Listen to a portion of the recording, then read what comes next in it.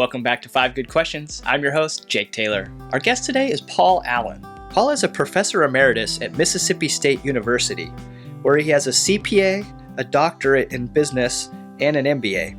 He previously worked as a senior accountant for 5 years with Exxon. Paul's the author of the book Choose Stocks Wisely. The language of business is accounting, and Paul happens to be an accounting guru. Let's ask him 5 good questions. Welcome back to the show, everybody. My guest today is Paul Allen, author of Choosing Stocks Wisely. Hey, Paul, where are we chatting with you today? I'm at our townhome in Santa Rosa Beach, Florida. Nice. So, Paul, you ready for 5 good questions? Yeah, I'm ready to shoot them. Okay. So, question number 1. The basic investment thesis that you put forth in your book is really to protect the downside of your investment by paying attention to the balance sheet, and then to look towards potential upside based on what you can find in the income statement. Can you elaborate a little bit on that? Well, if you invest in individual stocks, you're taking on a risky venture. If anybody comes along and says, I've got a formula, I got a strategy for totally eliminating the risk of losing money in the stock market, we need to run for cover and fast. But at the same time, the only way to consistently make money is to buy quality companies at low prices. Warren Buffett is known for a couple of rules, rightfully so. Rule number 1, never lose money. Rule number 2, don't forget rule number 1. When you buy a share of stock, you're buying a share of company equity. So if I'm going to take a stake, buy a piece of equity in a company, then I want to know how much equity does that company presently have? What's the quality of that equity? The only financial report that is there to provide that kind of information is the balance sheet. The income statement is not a statement of equity. It is a statement of profit and loss. Now, the relationship between the balance sheet and income statement is important, of course, because the profit and loss is going to alter the equity number. So, I'm definitely interested in profitability because that's how the equity is going to increase. Now, the best way I think I can describe how I look at like a balance sheet approach versus, say, an income-based approach to picking a stock, I'll just give you a real simple illustration. If a company says, we think we're going to generate $1 of EPS in the next 12 months, and I say to myself, well, Paul, you'd like to generate a 10% annual return on your investment. Well, if they're going to make $1 per share, then I may consider investing, but paying $10 a share. That dollar would be a 10% rate of return, but then the company might miss their expectation and generate 50 cents. So using the same rationale, I'd say the stock might be worth $5. Now, if I start from a different place using a balance sheet and I say, well, before I pay $10, I want to be sure that they've got close to $10 of quality equity already generated to date. Now, if the company generates that dollar, well, that equity, holding other things constant, that equity is going to be $11. If they generate 50 cents, that equity is going to be $10.50. The market's still going to be unhappy with 50 cents versus $1. So they're going to probably sell that stock off. But at least I have a reason to believe that my investment could come back and I can still make money. Yeah, you have something tangible to hang your hat on at that point. Yes. So question number 2, and this dovetails with question number 1, but Wall Street is all about quarterly earnings and expectations. Why is it, do you think, that balance sheet is so underappreciated by most investors? Boy, as a retired accounting professor, that's a humdinger of a question. I'm kind of dismayed that it's what you're saying is really the way it is. But it just it hadn't been on so far back to 2008 and 2009. All the conversation turned away from earnings to the balance sheet. But these short years later, we're talking about earnings again and pretty much disregarding the balance sheet. The interesting thing is the balance sheet all the earnings events from the dawn of the company are in that equity number on the balance sheet today. So if that company is 100 years old, all the events of the company, all the financial events are incorporated into that number. The income statement, on the other hand, if we're talking about a quarterly report, that's the earnings activity for the past 3 months. So I'm looking to invest today. Say, am I going to emphasize the balance sheet or am I going to emphasize the income statement? Market says the income statement. That's where my dismay comes in. But I'm thinking about a company right now. I'm not going to call it by name. It's a nuts and bolts company. It's not a biotech or a Social company people media. were. Right. It's a nuts and bolts company. I looked today. The balance sheet equity is minus $1.5 billion, which comes out to minus $47 per common share.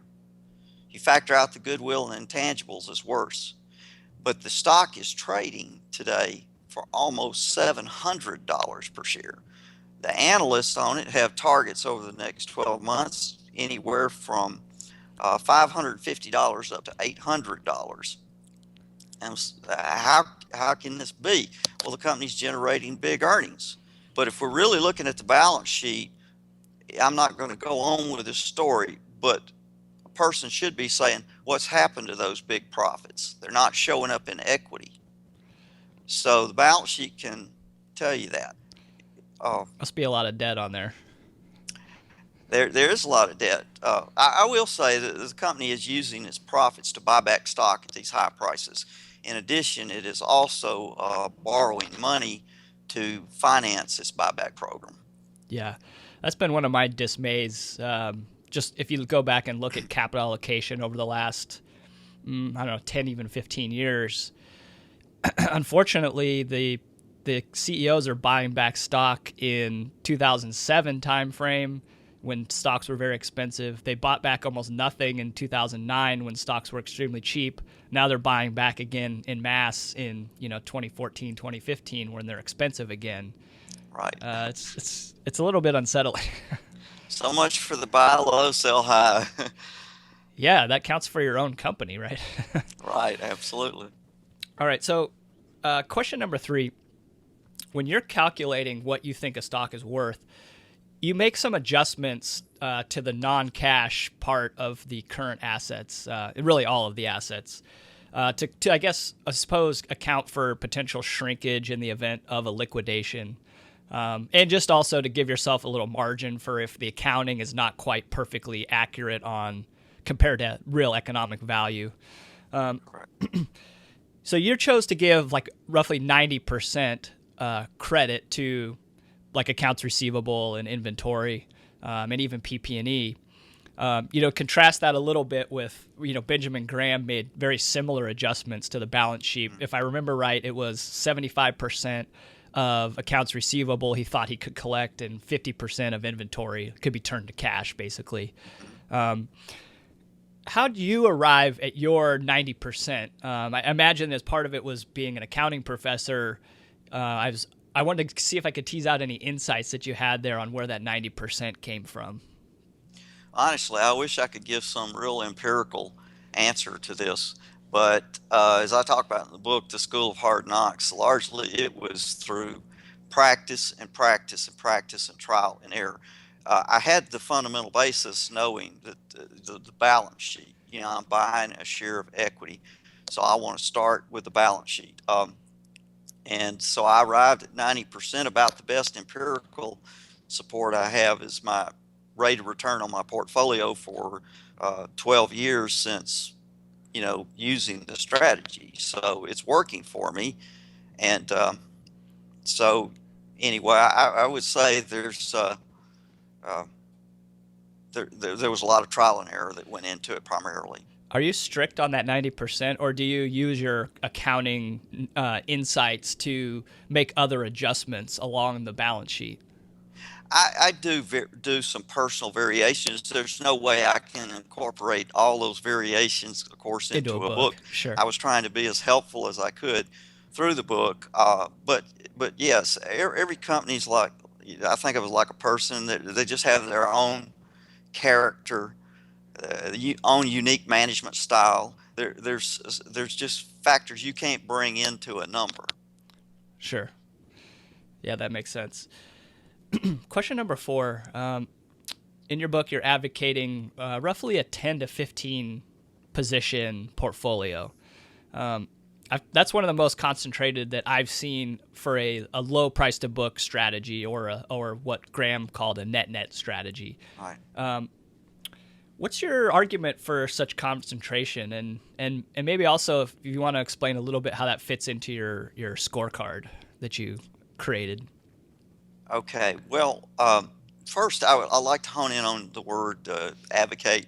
Uh, Sure.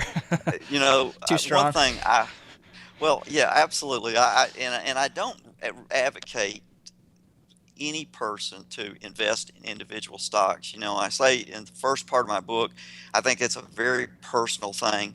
It is something that if you're a micromanager type, for example, you can find very addictive.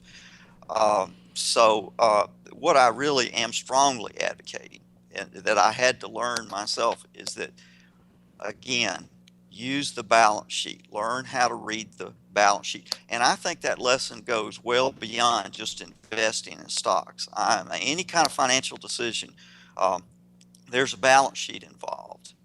And that's a statement of financial condition or position. So that I'm strongly advocating, in my book, Choose Stocks Wisely, is really the primary reason I wrote it. I wanted to explain the balance sheet as simply as I knew how and show how it could be used. Um, so, in the book, I think it's chapter 12, I talk about a possible allocation strategy. And in that chapter, say if you want to try my approach or some variation of the approach, that I do suggest, if you start, you limit it to 5% of your portfolio assets.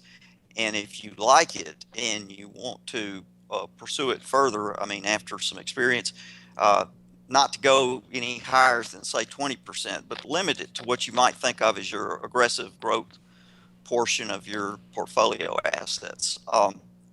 Yes, it is, I would say, fairly concentrated, but if you're looking at following 10 to 15 stocks, uh, you need to follow the news. You need to keep up. It's gonna take some time.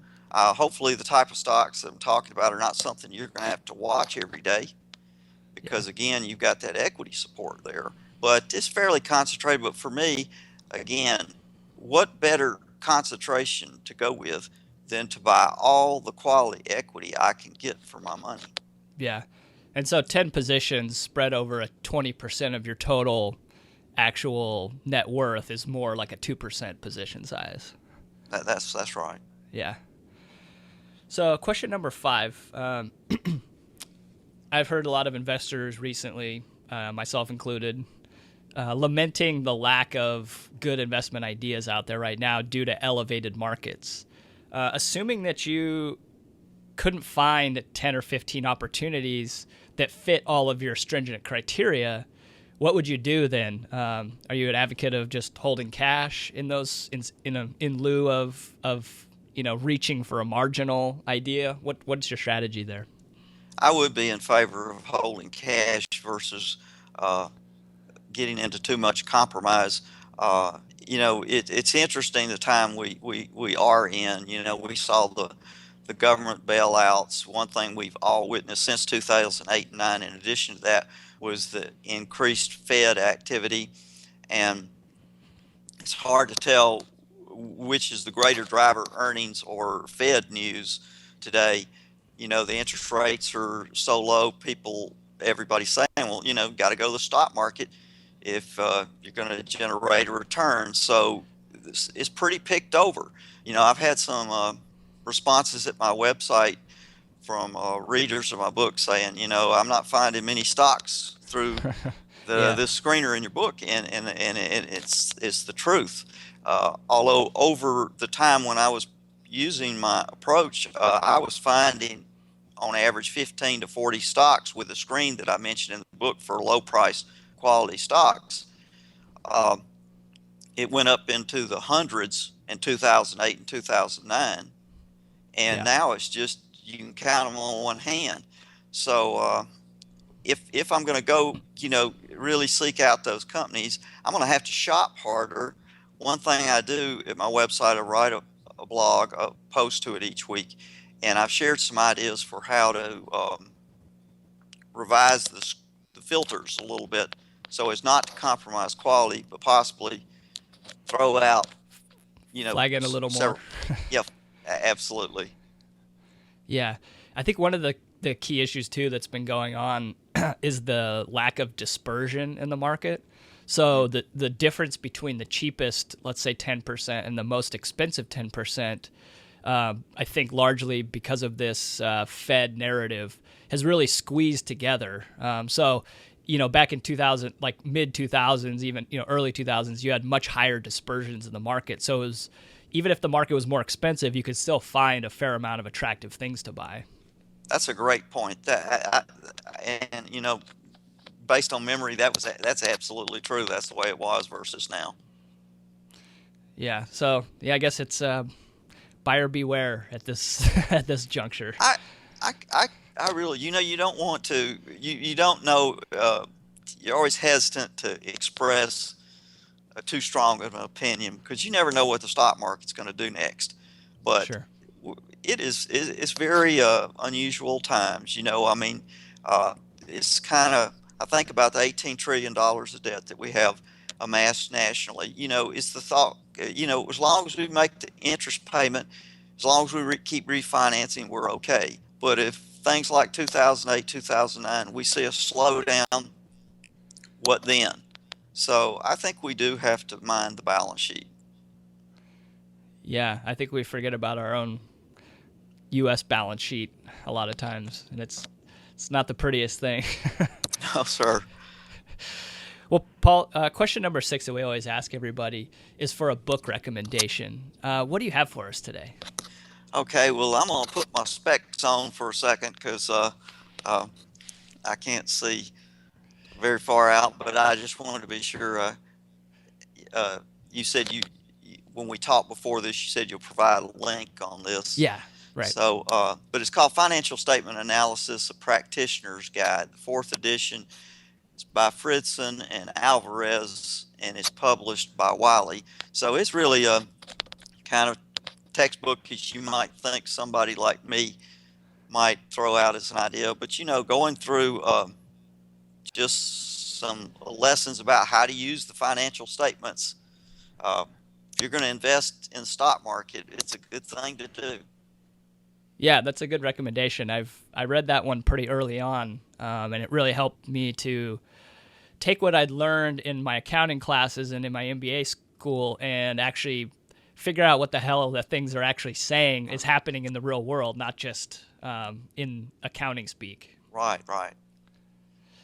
Well, Paul, we really appreciate you coming on and answering our questions. Where can people get a hold if they wanted to follow more of what you're doing? Well, thank you for asking that. I'd also like to say thank you for having me today, and I appreciate the service that you're offering. It's a great service to people, and I especially appreciate the opportunity to talk about my book with you today. And by the same title, Choose Stocks Wisely, you can just go to choosestockswisely.com and find me there. Contact me there. Great. Well, Paul, we appreciate you coming on. Well, again, I appreciate you having me, Jake. Thanks. All right. Thank you.